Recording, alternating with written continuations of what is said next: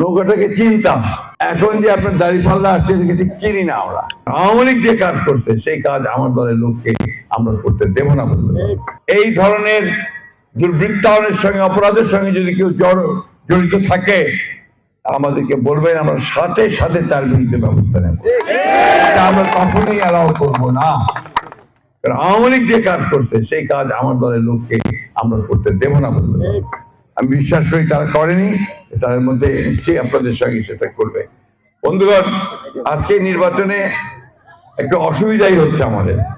অসুবিধা কি, আগে তো সবসময় নির্বাচন করছি নৌকা আর ধানের শীষ, তাই না?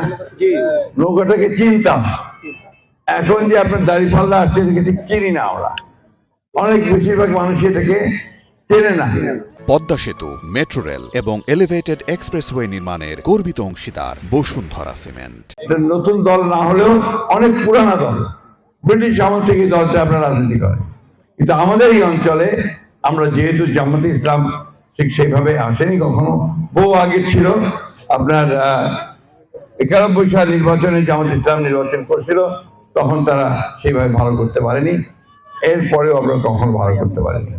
সমস্যা হচ্ছে যে জামাত ইসলামের সঙ্গে বিএনপির আপনার পার্থক্যটা দেখবেন কোথায়?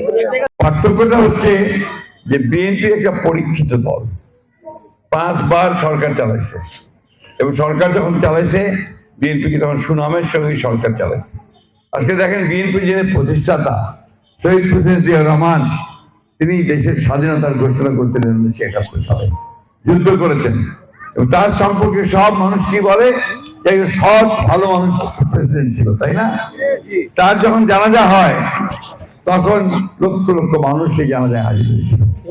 আর আমাদের নেত্রী দেশনেত্রী বেগম খালেদা জিয়া, তিনি কয়েকদিন আগে 30 তারিখে, ডিসেম্বরের 30 তারিখে তিনি চলে গেলেন। তার জানাজায় লক্ষ লক্ষ মানুষ। ঢাকা শহরে কোনো জায়গা ছিল না যেখানে মানুষ দাঁড়ায় জানাজা পড়ে নাই, চোখের পানি ফেলেছে, এবং তাদের নিজের মা চলে গেলে যেভাবে কাঁদে সেইভাবে তারা কেঁদে।